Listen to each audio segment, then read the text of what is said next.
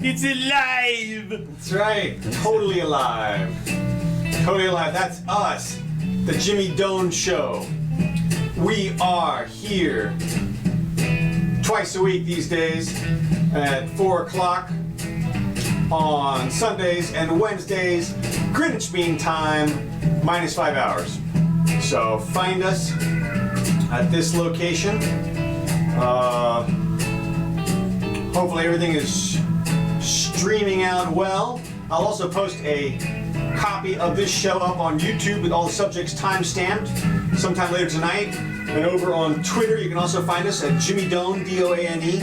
Lots of places around the web in audio format, Luminary, Spotify, SoundCloud, all over the place. So join us, and today is the 18th of September, 2019. What is happening today, Dr. Doane? Lots of things. Two things. One, we're 3 days before the equinox. Oh, is that right? Yeah, we're gonna by the time Sunday rolls around, we'll be in the fall season. So maybe it'll get cool. The moon is rising in Jupiter. As I was preparing to come over here, 2:30 today, which is, we know, Chinese dentist time. Right.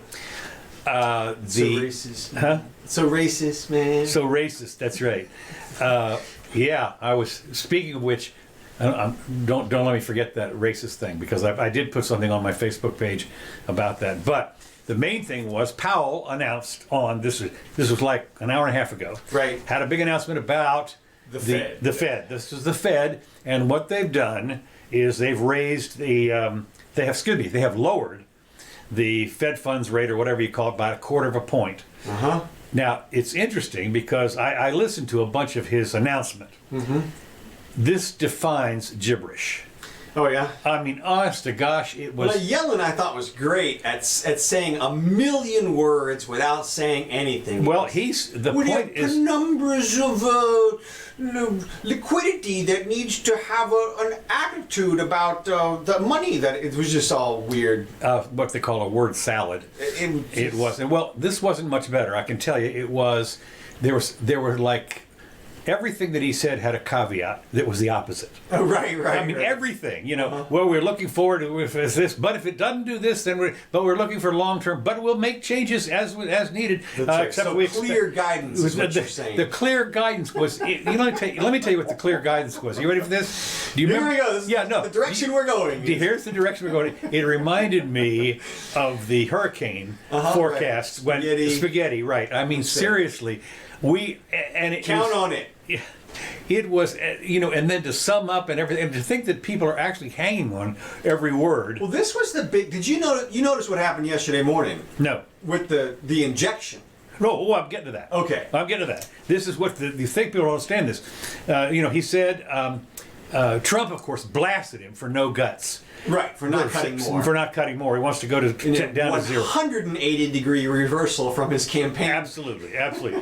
Although the U.S. economy continues growing at a moderate rate and the labor market remains strong, the Fed said in its policy statement that it was cutting rates in light of the implications of global developments for the economic outlook, as well as muted inflation pressure. And what is I'm surprised he didn't say unforeseen. I think he probably got that. He did. They cited uncertainties about the outlook and pledged to act as appropriate to sustain the expansion. Now, for the second day in a row, they injected huge sum of money into the financial system in a bid to calm the stress that has emerged in the overnight lending market. Now, a lot of people don't realize this, but at the close of banking every day, the banks have to have a wash, and if they're short money, they have to borrow it, and there are other banks they can lend it. Apparently, the overnight lending rate spiked up to 10%. 10%. 10%. Now from 2. From less than 2, right? And so the bottom line is there were banks that had to borrow money at 10%, or they weren't going to be able to close their books. I mean, they would have been out of thing. This was all fixed. The Fed injected over the last 2 days has put in $128 billion. Now, You have to understand what this is. They can call it whatever they want. The fact has needed to pump $128 billion into the system, which shows how a crack has emerged in a seldom discussed corner of Wall Street that is central to the global financial system. It raises a concern that the Fed is losing its grip on the short-term rates, and the central bank is supposed to control. But the main thing is, $128 billion was injected into the overall economy in one night. One night. I mean, excuse me, 2 nights. Yeah. 2 nights. This is inflation. This is, in other words, this was added $128 billion to the monetary supply. Now, don't get me wrong, the monetary supply is trillions, whatever it is. Well, I don't know what the whole total amount of supply is, but 30 or something. Whatever it is. But the whole point is that 2 days.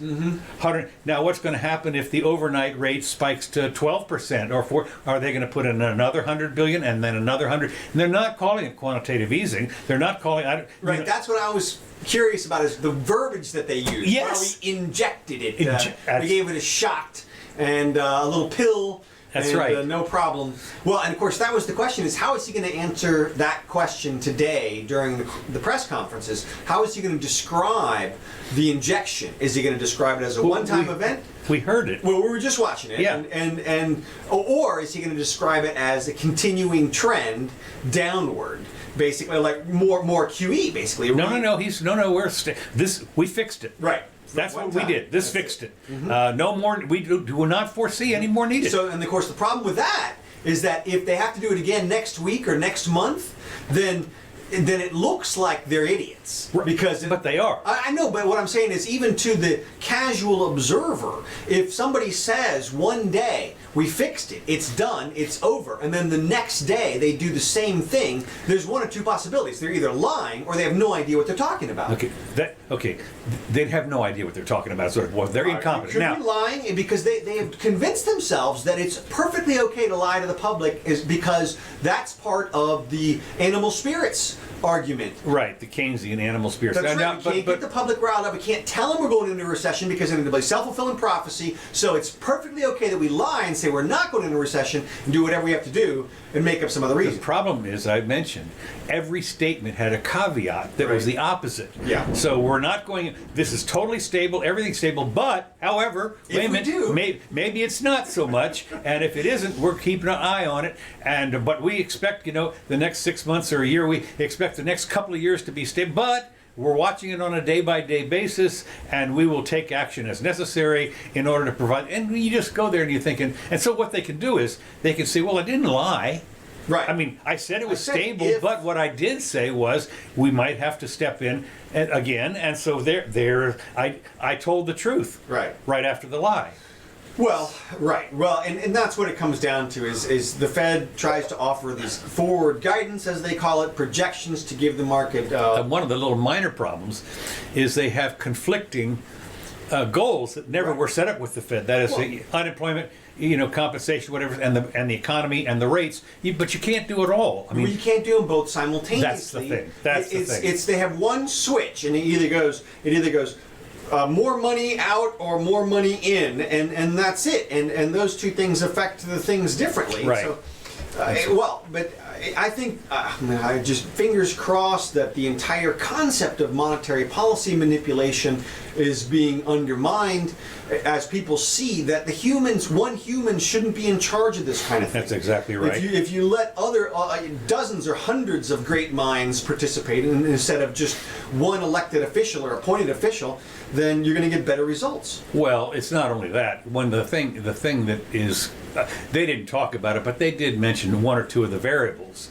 And there's, but there are like 100 variables or 200 or however many, and they've got the giant computer that's supposed to figure all this stuff out. But it's the giant computer does not take into account the millisecond by millisecond decisions of billions of people. Right. And so you can you can have your little club of people that sit around this big long table and figure on what about this and what about that, then we're going to do this, and they're wrong every time. And of course, any algorithm that they could possibly have is simply modeled after human behavior, which is a better representation of what's going on because it's actually what's going on. Human nature think about it, as with everything, it's almost like the Heisenberg principle. When you make a particular decision, instantaneously, there's changes made all over the place that maybe, well, we'd like to do this so that people will do this, but they didn't. Right. I mean, and it's, as I say, it happens here when they have the gas prices rise, and it can go up like a dime, and suddenly people, instead of $3, it's $3.10 across the street. So, well, maybe I won't drive quite so far today, and maybe I'll go over here to the one where it's a nickel cheap. I mean, people, they change everybody changed, and other people don't care. So the point is that all of that stuff figures into the broad economy, and it is very difficult to take into account the 320 million decisions that are made minute by minute here in the United States by the people, and that's what they're trying to do. It's a fool's errand. It has been shown to be a fool's errand. Why? Because we had all these recessions and boom time and the inflation and all this stuff over the last now it's been a little over 100 years since the Fed. 2013. Yeah. Well, they prevented recessions, and or maybe not. Maybe not so much. Right. And inflation. Yeah. Right. Oh, yeah. That's right. So the point is, it is, but they're so arrogant and so self-centered that they still think, after all the failures, the constant 100% failures, they said, well, this time we can fix it. And here he comes out today.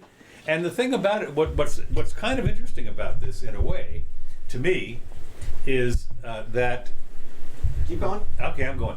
Is that the target, which is the stupidest target I've ever heard, is 2% inflation. Right. And the target should be no inflation or deflation. People don't understand that for 30 or 40 years after the Civil War, the prices either stayed the same as productivity went up, as people got telephones and cars and all this other stuff, all the beautiful stuff that came, and it all got cheaper. But it was. Well, one would expect that would be the natural course of yes, things. it is As the natural. Technology develops, as skills develops, as techniques develop, the prices would drop because we make things better, we make the same things cheaper all the time. That's right, because productivity increases. Right. And what that does, but the other way to say that productivity increases is that prices drop. Right. And people say, well, prices drop, isn't that deflation? Yeah, well, what's the problem? So I've been paying $2,000 for a car, and now I pay $1,500. What's the problem? Right. Well, but of course there is a group of people out there who say, oh, deflation's horrible, because then, well, the people who sold you that car don't get as much money, and that's distributed less, and they'll go out of business or something like that. But they don't. And they don't, because all the things that they have to buy are cheaper as well. Not only that, yes, absolutely. And I can tell you this, what is interesting about this, I remember 30, 40 years ago when I went to interview at Hewlett-Packard. Mm-hmm. And at the time, they were in the process of, they had actually come up with a little personal computer. And at the time, they were working on the next one. And what they do is the people were calling it eat their children.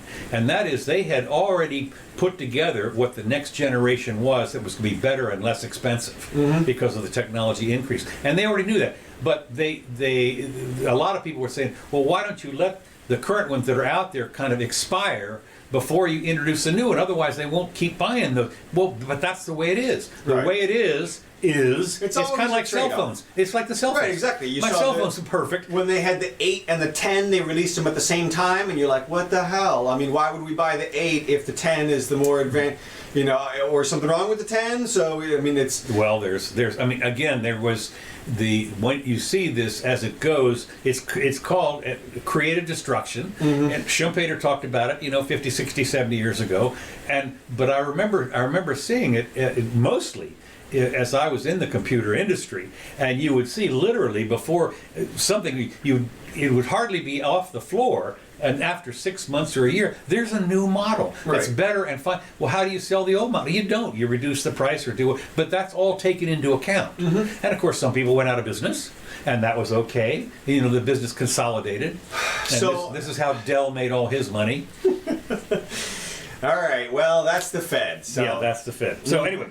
Okay, that was something that's breaking news. It'll be interesting to see what Peter Schiff has to say about this. Yeah. Because he certainly is going to jump all over this as well. Yeah, and just for everybody, hey, today's show brought to you by, I forgot the dang name. I'll have to come up with it.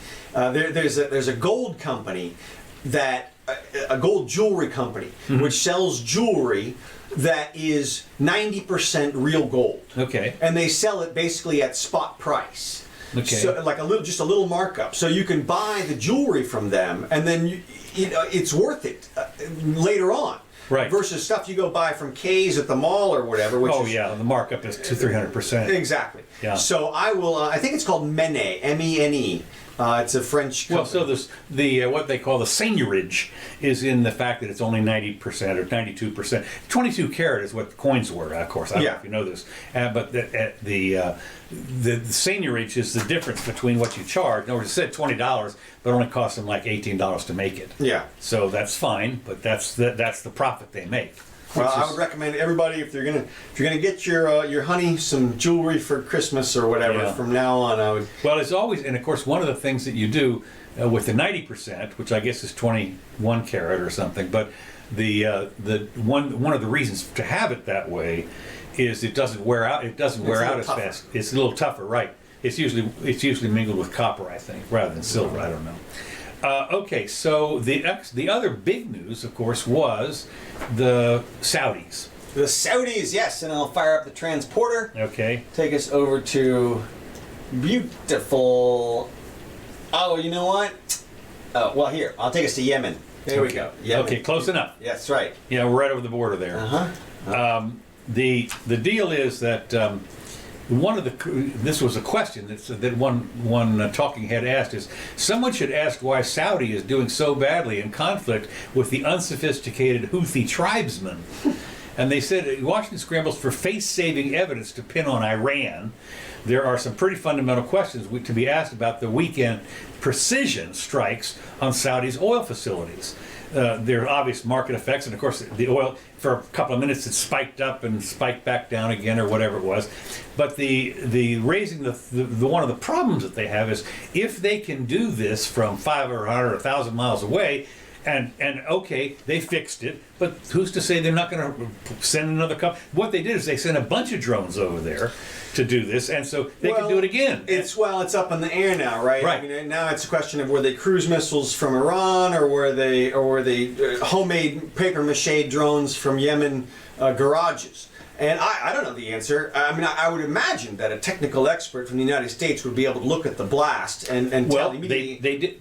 Again, do you believe them? What they said was they looked at the pieces that were there and said, "Yep, sure enough, this is Iranian." Mm-hmm. So I guess. Well, and the other thing, apparently, some of them didn't explode. Oh, is that right? Yeah, and so you can bag those, and of course you can tell because of the specific materials used, where they came from. A lot of times, if you do a micro analysis on the materials, so I mean, I would imagine that we know at this point, although it's just been a few days, whether they'll tell us or not. But it's kind of interesting that it almost seems like we're standing by, ready to help the Saudis in case. Well, the Saudis, unfortunately.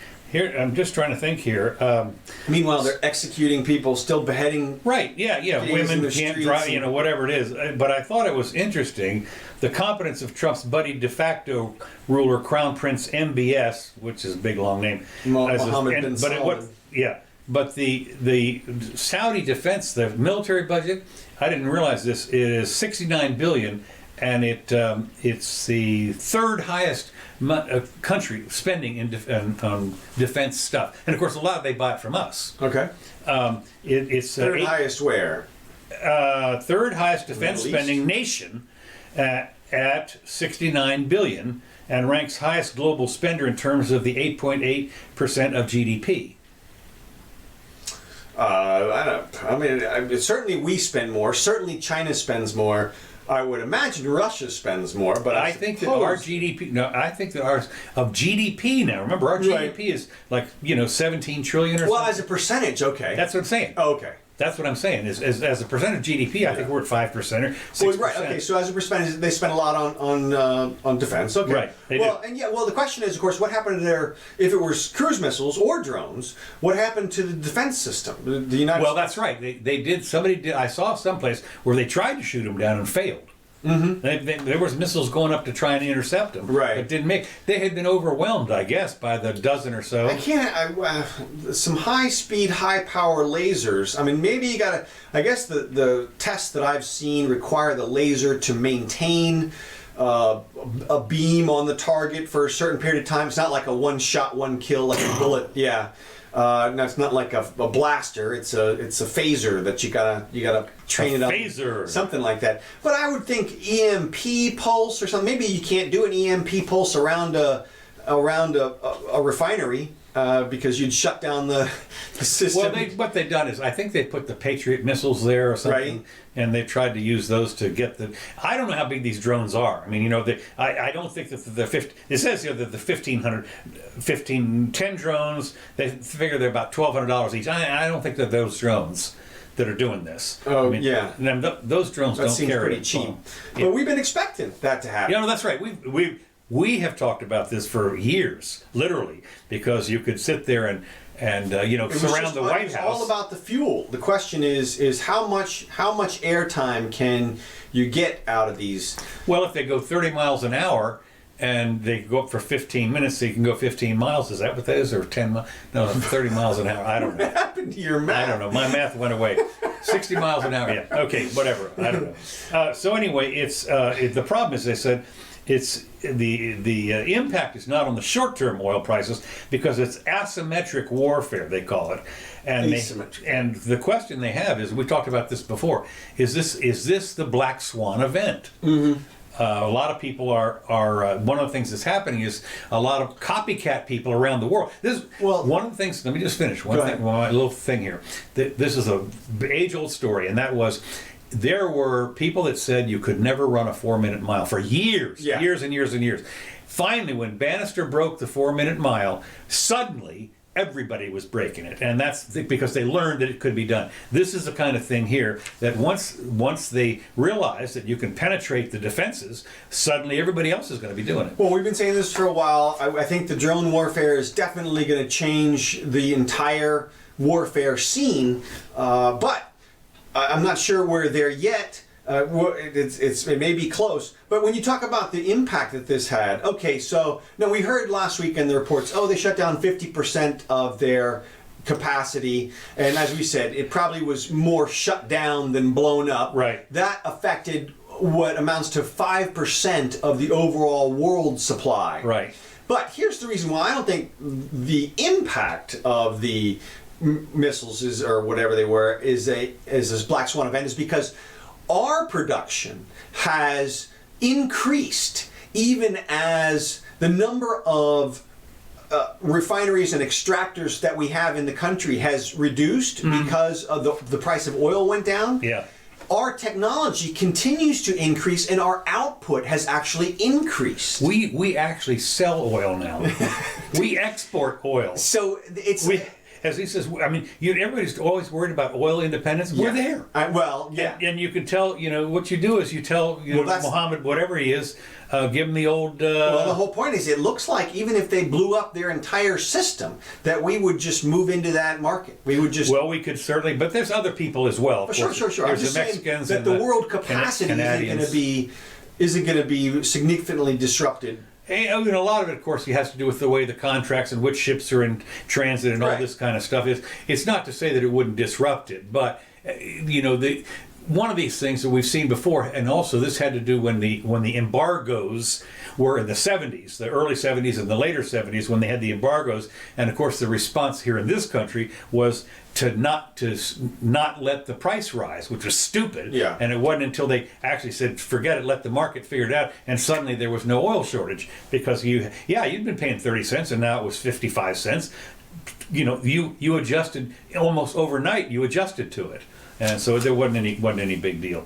So anyway, I just There really isn't any reliable defense of coordinated drone attack, nor is there any reliable way to distinguish between an Amazon drone delivering a package and a drone delivering a bomb. Well, I can think of a couple of potential defenses right off the top of my head without even really trying. Sure, we have for example, cloud burst tank shots that were used effectively against troops in World War II, where you shoot a projectile up in the air, it explodes like a hand grenade, shrapnel everywhere, it takes out everything within a certain radius. Yeah, so, but there might be some people on the ground that would object. Well, you get it high enough. You shoot the thing up there and then it's just falling. This is Counselor Curtis's solution. This is good. That's it. Kill, shoot, fire, fire. That's good. No, look, I'm just saying that the drone swarms aren't to the extent that, to me, that they're gonna disrupt the warfare just yet. When they can get them so that all the drones come in from different directions and different heights, things like that. I mean, you have to scoot across the ground. Exactly. They could do this literally. The cruise missile does this, for God's sakes. The cruise missile, of course, they're a lot bigger, but I mean, those things are, they are, what do you call it? They cover the ground, or what do you call it? Hug right there. Those would be difficult. It would take a multiplicity, I think, of efforts, and but something like, to me, like the hypersonic missile seems even more dangerous to world stability in terms of the military capacity. I mean, a couple of hypersonic missiles can take out some serious stuff. Of course, they're a lot more expensive, but... Well, what's interesting, I thought, along the same line, an article I picked up, the U.S. Army's next generation of super weapons are coming. Okay. Streamlining multiple target sensors to destroy long-range targets, arming forward-positioned robots to penetrate enemy defenses, and receiving organized weather-specific terrain mapping from nearby drones are all emerging combat dynamics increasingly made possible by AI-enabled weapons and technologies. Can anybody say Skynet? The applications are consolidating data, seemingly limitless amounts of targeting data in seconds, and instantly shifting through hours of drone video to massively improve attack options and shorten sensor-to-shooter time. And of course, they're talking about all these things that they're coming up with, new algorithms. I always like that. AI-enabled computer processing, high-speed networking, 5G everywhere, who knows what. And their army, what they're collaborating with industry and academia to find the new breakthroughs. Now, the question I have is, there's two things. What could possibly go wrong? And number two, when you have new toys, you really want to try them out. I mean, you don't, this business about simulation in a, if you're going to sit there in the mall in a chair that moves back and forth and with your thing like this and watch the TVs, no, that's no good. You got one of these things, baby, you're going to want to try it out. Well, we'll have plenty of opportunity. I mean, there's skirmishes all over the globe which we could inject our military into. That's what happened. I remember they had the proxy war in Spain right before the Second World War. And that's when the Germans got to try out some of their stuff. Okay. In the Franco whatever it was war. But yeah, that's what I'm worried about is the difference between men and boys is the price of their toys. And once they get these, this is, hey, Sarge, look at this. Let's see what we can do with this thing. And that's... Well, like I said, hopefully we'll see it happen in other countries before here. Yeah, right. Well, yeah. Okay, let me just go. I'm on a little what? Well, I was going to say this dovetails into one of the things I was talking about, which was the climate issue this week. Okay. Did you notice young Greta was up in Congress? The 16-year-old. Now, was she here or in her Congress? I think she was here. Really? Yeah. I know she had been here, but she didn't go back to Sweden. No, well, the picture I saw, and I didn't see what the date was on it. Okay. But it was here, and she was up there with a teen from somewhere else. And they were lecturing Congress, shaking their finger at him and telling them... You remember Hogg? Yeah, David Hogg. He's a teenager guy, guns, this. And right, now she's climate this. Well, it's interesting. And we're listening to 16-year-olds. Well, that's what I'm getting. It's like they didn't do a hearing with like a panel of NASA experts or anything. They get two teenagers up there to bitch at them about stuff. And of course, teenagers said, look, this is not political or our opinion. No. This is just fact. This is just science. So don't question it, just take some action. We won't tell you what action to take, except maybe cut out all those fossil fuels we were just talking about in the first segment about You're right.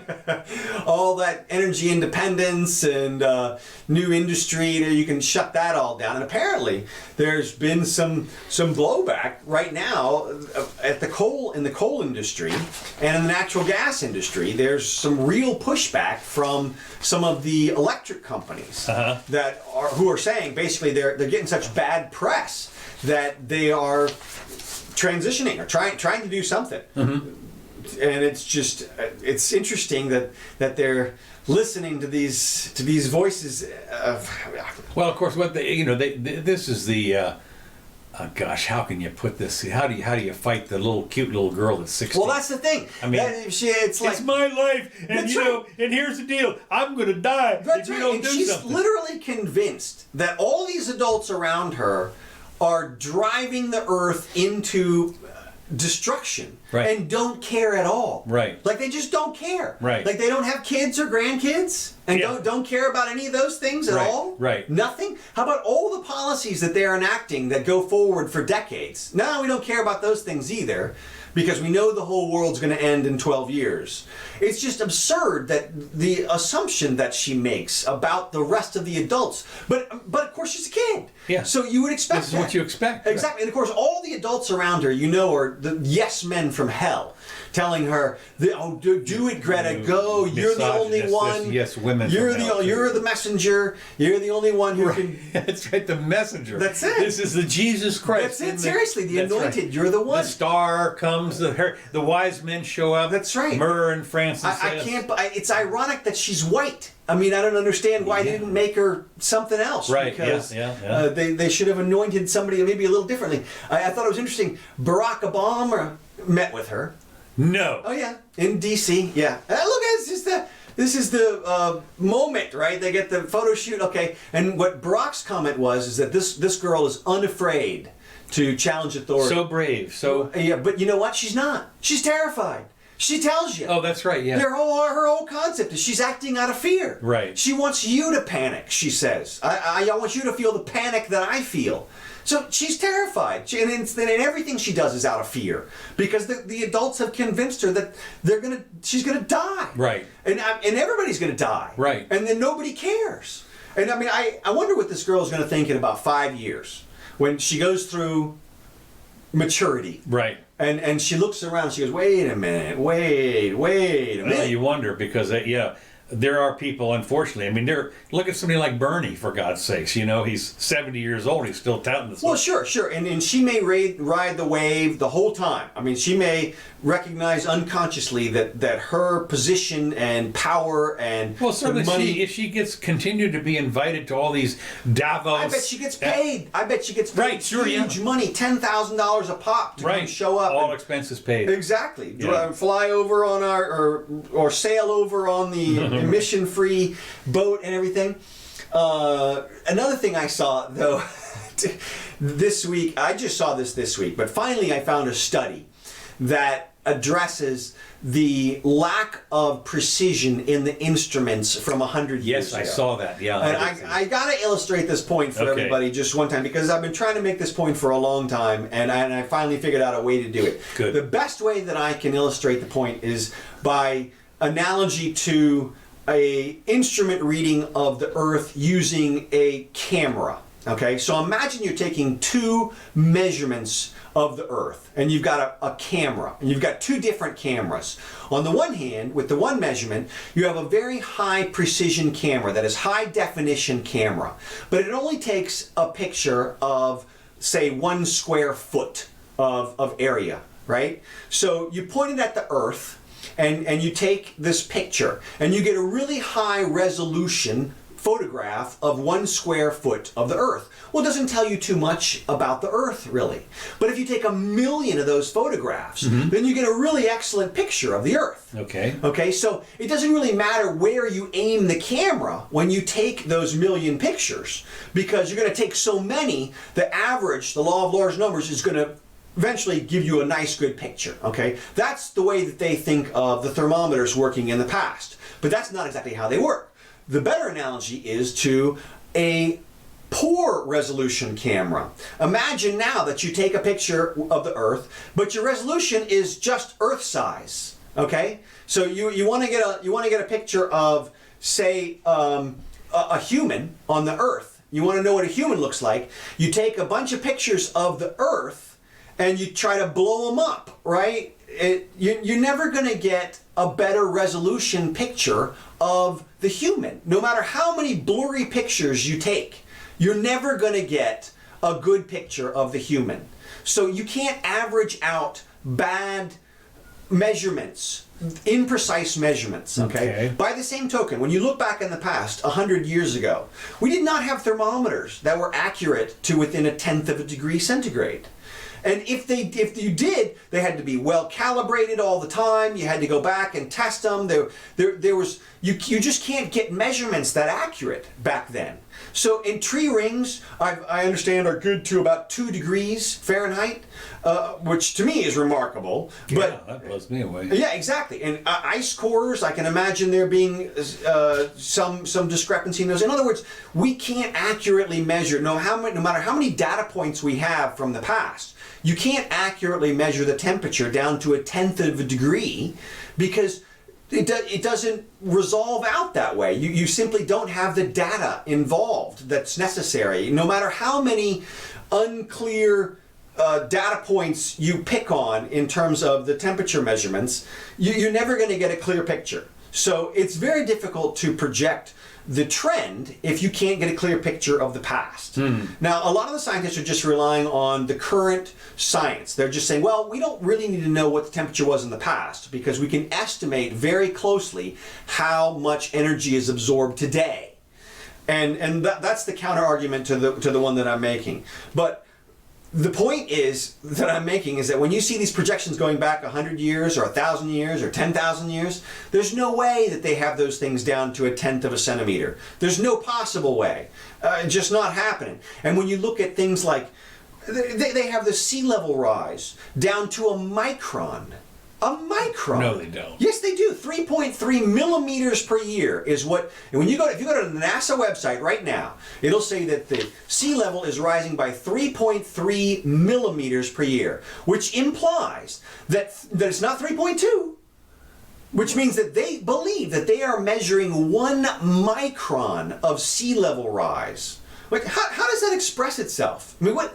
Well, they always, as you know, with any, I was watching on YouTube a thing about precision, and what does it mean when you have precision? Right. And because every single measurement is always a plus or minus something. Right. And the way they gave the way they showed it was when Ford, when you're making pistons to go in the engine block, and you have to have the roundness or whatever, the diameter plus or minus this, and of course if you have it, if it's over, it won't fit, and it'll slop around on the other. And I just thought it was interesting when you see plus 0.05 minus 0.1 kind of stuff. When they talk about the precision, and they have the measurements they were showing on the thing, how they have the standard in the office there. That's the one that they have calibrated with the one in Paris or wherever the hell it was. But they also use secondary. It's important when you look at these measurements and these tools to distinguish between precision and accuracy. Yes, and what they do is they define the two. Right. And I just tried to explain it and messed it up a little bit. Yeah. But if you go back and you can look at the descriptions of the difference between precision and accuracy, and you can see that one of them can be factored out using the law of large numbers. If you take enough readings, but that implies that you have a precise instrument. When it comes down to it, if your instrument is terribly imprecise in the actual reading, then you can't. No matter how many times you average a bad measurement, if it has, I'll try one more time. Okay, very quick. So fast forward, everybody. That's right. Yeah, exactly. Go to the next subject. So if you had an instrument, a temperature gauge that pointed at the Earth, and if it measured every temperature between 0 and 100 degrees as 0, and every temperature over 100 degrees as 100. In other words, it had a 100-degree range that's the thermometer's range of error. We're going to bed now. But if it measured temperatures below 100 as negative 100, right? And then you take a whole bunch of readings. You'd get a whole bunch of 0 readings and a whole bunch of negative 100 readings, and you wouldn't get anywhere close to the actual temperature of the Earth. Yeah. Average of 50. Well, right. End exactly. of story. Well, and that's what they're saying basically is, well, you get somewhere closer, but you don't. You can't. And so anyway, that's a paper that's come out. It came out in 2016. Guys done. Pat Frank did a nice thing about it. I've tried to study it as best I can, but I thought it was interesting. The comments on Greta's appearance,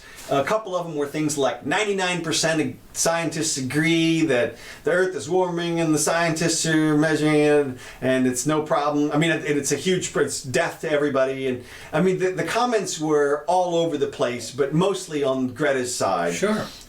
When I say all over the place, I mean that they were just. Well, this is confirmation bias. Is a lot of what it is. People go read that are the ones that are expecting that kind of a, let's go see what she says today. Kind of thing. Well, and the best comment is she taking this tour to Asia. So good. Yeah. Yeah. Get the engines out there to do. We have some more information on. Let's see. We have more information on Edward Snowden. Yes. He wants to come home.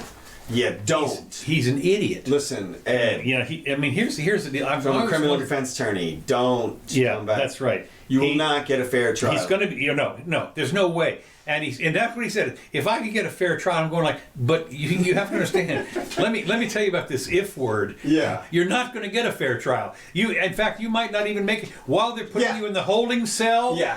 Think Epstein or whatever it is. Seriously. So if you think you're going to get a fair trial. Now, I don't care if they do. No, we promise. We really promise this time. That's right. So anyway, they've already charged him under the Espionage Act, and the congressional report said his disclosures caused tremendous damage to national security.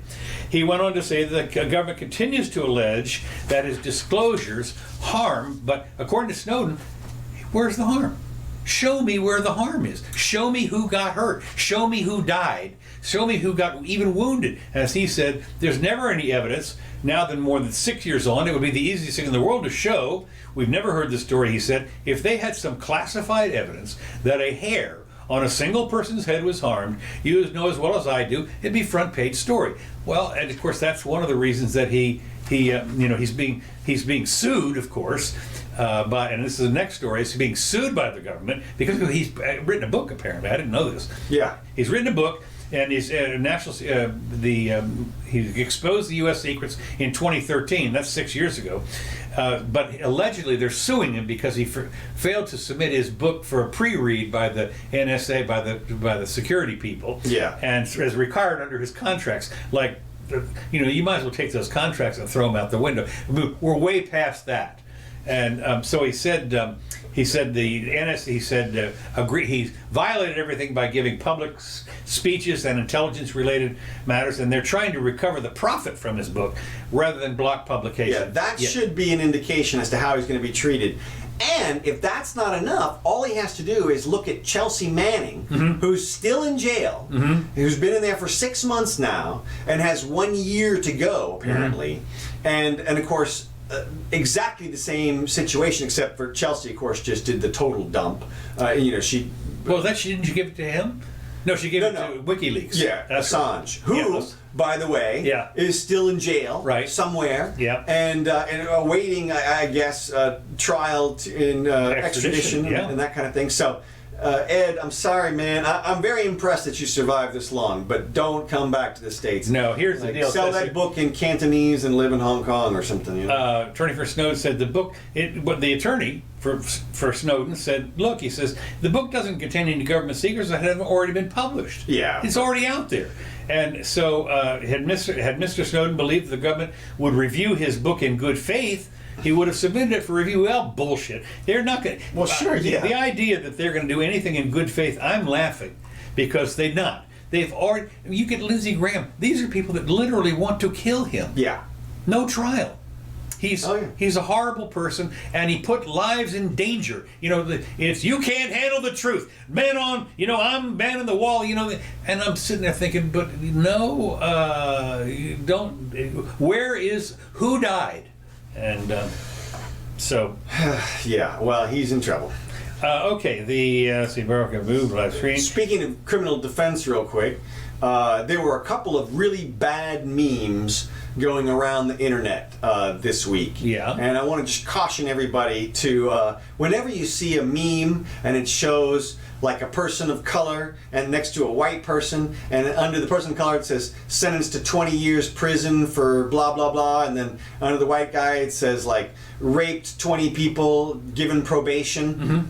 Don't believe those, okay, because they're fake. And, Okay. Yeah, and it's like I've looked into a few of them now. Yeah. And what happens is, for example, there was one this week. We had Felicity Huffman was Right. sentenced to 14 days Right. in jail, and there was a woman who was sentenced, Tanya McDowell, to 5 years prison for enrolling her son in an elementary school that was outside of her district Yeah. while she was homeless. Okay. Okay, that was the meme, Okay. basically. If you're black and homeless, you get 5 years prison. If you're white and rich, you get 14 days.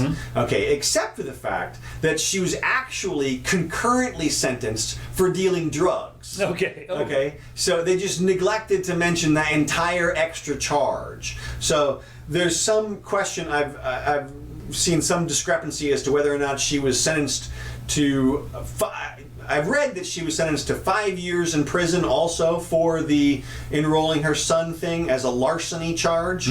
I tried to verify it, and I ran into some weird issues. To me, it looked like it was done in 2012. But anyway, that's up in Burlington, I think. But either way, the point is that when you see memes like that, there was another one with a guy who, black guy dealt weed and he's prison forever, and the white guy raped an 11-year-old girl and he got probation. Well, no. As it turned out, what happened was, first of all, the guy on the weed charge was in the 3 strikes jurisdiction. Okay. So he was getting life because it was his 3rd felony. And then again, I'm totally anti-drug stuff, so from my perspective, the first 2 crimes on the black people, they shouldn't have even been crimes. Right.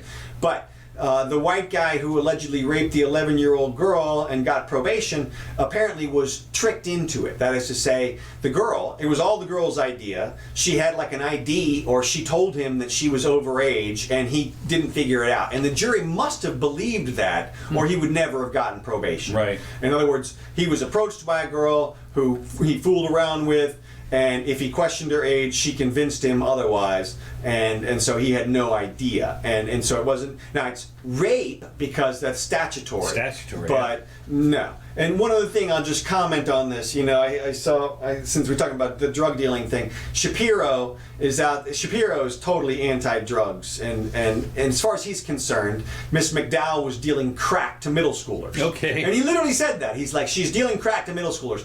No, she's not. Okay, that's not a thing that's happening. And the way that you know is very simply because middle schoolers don't have any money. Yeah. Okay. No, there's no dealers going around middle schools trying to get kids to get them hooked so that a few years later they can sell it. No, that's not what's happening. If you're in middle school and you get drugs, you're getting them from your friend who stole them from their parents. Okay, that's how that happens. Well, not only that, crack actually is rather hard to use. I mean, you have to have the pipe and the matches and all that stuff. It's not like you take a pill. Well, I mean, I'm sure a middle schooler could figure it out, and, Well, and they do. But my point is that that's not a market, and there's that's not a thing. So when he sees, and I'll tell you where he gets it from. He sees charges that say selling drugs within 1,000 feet of a school. And that's a real charge. And your obvious inference from that is that the person was selling the drugs at the school. Right. Clearly, right? No, that's not what happened. Within 1,000 feet is a statutory definition that applies to drug dealing. And if you're within 1,000 feet of a church, school, or a convenience store in the state of Florida, then they add that to your charge to make it an aggravator, to bump up the sentence. Doesn't matter if you were actually selling drugs at the church or if you were around the corner in a dark alley selling drugs to some crack dealers or some addicts or what, some adults or whatever it is. Doesn't matter. They still charge you with selling it within 1,000 feet of the church or school. So well, they had this same problem with sex offenders, because you have to tell if within 1,000 feet or something of this, that, or the other. And it turns out that by the time you have got your neighborhoods, there's a thin little line of places where you can live. Right. Yeah. And that's basically it's under a bridge somewhere or something. Yeah. So anyway, well, let me move along Yeah. here. Let's see. I've got Warren, I'll get that later on Warren. What I want to do right now, and this is going to be something that is going to piss a lot of people off. Uh-oh. I mean, seriously, this is going to be What you're going to do, or what yeah, somebody... all of the above. Uh-oh. We're going to lose subscribers on this one. Our one subscriber? Our one subscriber. This is interesting. 2 teenage boys are sentenced to 30 days in Oh, geez, yeah, I didn't even want you to bring up this story. What's about it? There's nothing political about this story or anything we can do. This is just a crazy story. This is like a light note story, right? Or a dark note story or something. Huh? Okay. I mean, did you see anything political in there that we could comment on? Or is there any way you got to comment on there, or just reporting that story? Well, I was going to say that they're going to be juvenile delinquents. Okay. And their record is they're 8th graders. Okay. And what they did is they put some semen in. They were in a cooking class, 8th grade cooking class, and they put some semen in the food they were making for the teacher. And the teachers, they filmed it like a bunch of idiots. This shows you what idiots they were. But it was the 8th grade global gourmet class, and so they've been designated as juvenile delinquent. And I think so they're 13 and 14 years old, I think. So this is an assault on the teacher. And the thing that I look at as what's amazing to me is everybody's all completely blown away by this. You don't have to go too far to find there's a thing that they call CEI, and it's called Come Eating Instruction. There are, hard to believe this, but there are women, who get off on sexual, advantage on a guy. We're gonna lose me in this one. Where the hell? Where's this Never coming mind. from? Okay, going forget to? it. I just thought it was interesting that I was trying to figure out where the real harm was here.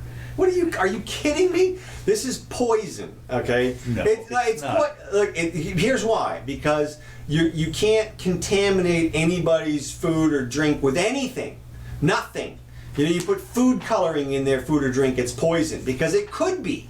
Because if something happened to them, then it was your contaminant that did it, and that's just hideous. Okay, all right, forget it. Forget it then. Okay. Edit. Yeah, take that out. This is one of the problems when you do it without a net. That's it. Warren has come up with another program. She's added anti-corruption to her campaign. A proposal aimed at government corruption. Fraud, corruption, and waste, man. Fraud, corruption, that's the big one. That's always the big money saver. It's always the big one. We're going to eliminate fraud, corruption, and waste. She has a detailed policy roadmap for a fight, she says, at the core of her presidential campaign. She's announcing her plan. She announced her plan, I think, on Monday. There's a lot of things in that core. Right. Yeah, right. So, and what she did is, what's interesting, this is what they always do. She made this announcement at the site of the ex-Triangle Shirt Company. Now, a lot of people don't remember this. The Triangle Shirtwaist Company in 1911 or something, was it here?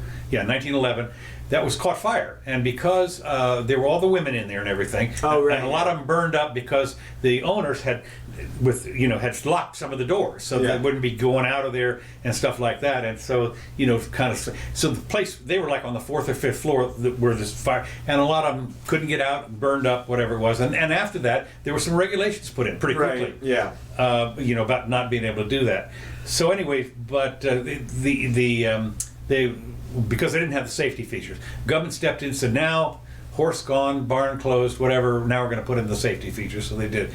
Her plan would ban lobbyists from many fundraising activities and as serving like campaign bundlers. I know this happened around here. A friend of mine was one that went around to all of buddies and collected checks to when the candidates would show up here. And they would tighten limits on politicians accepting gifts or payment for government actions and bar senior officials and members of Congress from serving on for-profit boards. Now, I got a news flash for you. First of all, they can serve on non-profit boards. Okay, you still get paid big bucks, and this is just more assault on capitalism coming from Warren. She doesn't like profits. She doesn't like lobbying. I mean, look, it's not going to work. No, it's not. And here's one of the reasons why is this. There are how many trillion? $4 trillion a year funneled through Washington, D.C. Now it's going to be 5. Now it's going to be $5 trillion, that's right. And the thing about it is, if you think for 2 seconds that a fair chunk of people, as we always talk about Willie Sutton, why do you rob banks? Because that's where the money is. Why do you lobby? What do you do to try and get your however you work around the law to get your legislation in there? You're going to find a way to do it. There's going to be a way. There's just too much money at stake. And so she says, make no mistake about it, the Trump administration is the most corrupt administration in our lifetimes. Now, that may be true, but there have been a lot of corrupt administrations. The Grant one was one that was very famous for corruption, and in the early 20th century, there was a couple of them. But, Teapot Dome and all that kind of stuff. Yeah, but there's been like a handful. From my perspective, the administrations have not been all that corrupt. To me, the worst thing was like the murder, like it was Chester Arthur or Garfield or somebody was involved with some kind of running somebody over with their car. Well, that was, Arthur, I think Chester Arthur, was it Arthur or Garfield that was head of in New York City, the tariffs thing. Tariff, right, where they collected all the money. But anyway, what I love this is what she wants to do is, she says, these problems didn't start with the Donald, but they're much bigger than him, and solving them will require big structural change to fundamentally transform our government. That's scary. What does that mean, even? Throw the Constitution out? Yes. Transform the government. I'm sitting there thinking, if you go back and actually read the Constitution, and if you did that stuff and got rid of all the stuff that you can't do. Yeah, I'm for transforming it. No taxes. Well, certainly if you started off with the mini government, maybe you'd have a chance to, do something. I don't know. That's just more. Elizabeth Warren is the ultimate I speak American flag candidate. Okay. Everything she says is upwards, not downwards, forwards, not backwards. We're gonna fight. We're gonna win. It's like the. I've got a plan for everything. Yeah, I got a plan for that. I got a plan for everything. Everything she says is just platitudes. It's amazing. But I've got a plan for a plan. Well, for corruption, fraud, and waste. That's right. It's all part of the core. All right. Well, the only other thing I've got, let's see, I got the 4-year-old kid shot his brother. Okay, that's about it. Well, did you see that Belgium has no government still? Really? No, Yes. I did not see that. It's been a year about. Okay. Now, when I think about this makes perfect sense to me, because these days the governments in those countries don't perform the functions that they used to perform, which was security. That was the big reason for having a government, was because somebody had to call out the arms when people were coming over the border. Okay. Well, you don't have to do that anymore. At least you're not going to do it from Belgium. So there's no border. There's hardly any border anyway. Exactly. You just walk across there. Exactly. Anyway. So the second purpose of the government is, of course, to spend money. I mean that's to collect it first. Well, that's what I mean. It's collect the money and then spend it on projects. Well, there's plenty of that going on anyway from the standpoint of the European investment. How are they? But if they have no government, who's doing the collecting? Well, that's what I'm saying. They don't even have to do the collecting anymore because it's done. It's done on a broader scale. I think it's done by different authorities at this point. I mean, my guess is that they pay taxes to the EU as opposed to. No, I think I think they're all pretty much independent from that regard. They all use Euro bucks or whatever they are. Right. But the euros, yeah.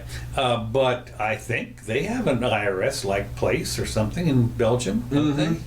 Yeah. Well, and I don't know that Belgium's contribution to the overall EU is. Who knows? But I'm saying that certainly the Belgian people expect that that the government's going to dole out money to fix the roads. More or less. I mean, a lot of the roads have been there for hundreds of years, and okay. I mean, it's just interesting. Okay. Well, like you said, though, no government. No government. And of course, where did you find this? This was not front page news. No, well, sort of front, second or third page, back at the front page. I don't know. Don't need a government. Okay, good deal. You got anything else? I did get one thing. Go ahead. What could go wrong with this? Florida, meaning the government, wants to crack down on threats made against schools. What they want to do, and all I did was the headline on this. What they want to do is they want to pass a law in Tallahassee. They want to pass a law that says if you make a threat against the school, this is, you could go to jail, or you could.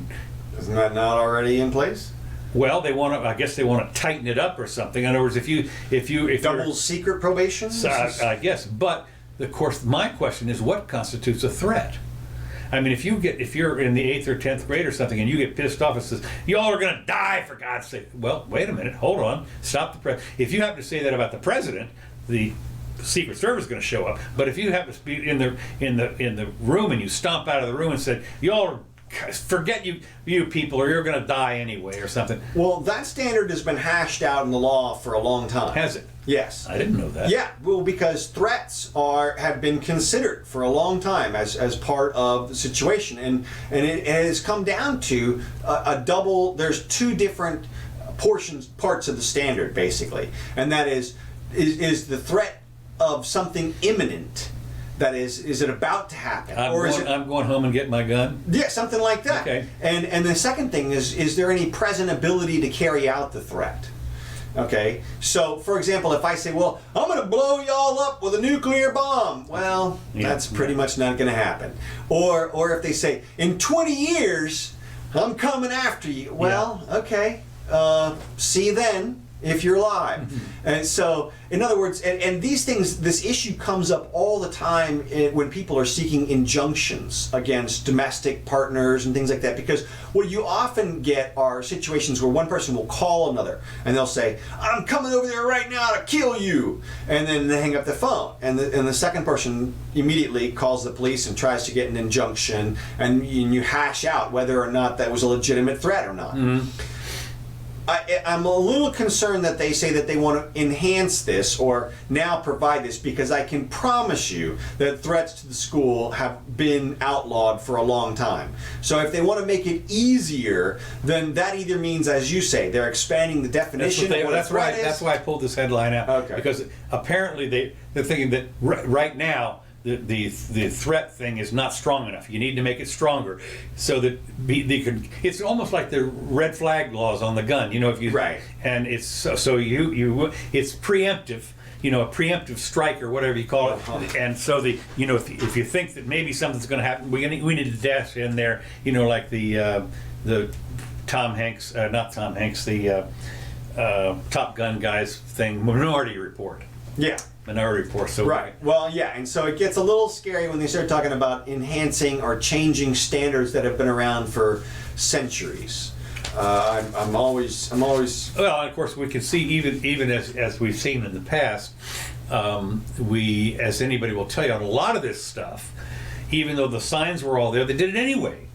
Supposedly, you know, nobody. I mean, they called up. Well, that's probably what they're talking about. Okay. Is like you said, red flag laws, things like that, which we talked about it a few weeks ago, are in effect in Florida. We do have red flag law. We've taken 2,500 guns or so per year. I didn't know that. Yeah, from people, but. In terms of the overall numbers of guns and the numbers of people that it's affecting, they're still using it very sparingly. Yes, so. And just as right here at the end, of course, it is Beto. Beto's the one that says we're going to come get your gun, right? Yeah. Now, does that eliminate him from presidential contention? Yes. Totally. Okay, he's gone. Yeah, there's no. You can't get on the ballot. Or far on the ballot. That's his last ditch hope. He had to have an issue. Everybody had a little issue there. Yang's got the UBI. Mandatory buyback. What is that? Yeah, well, we talked about that. Yeah, I know we did. I'm just sitting there. I find it hard to believe that anybody is still contributing to his campaign.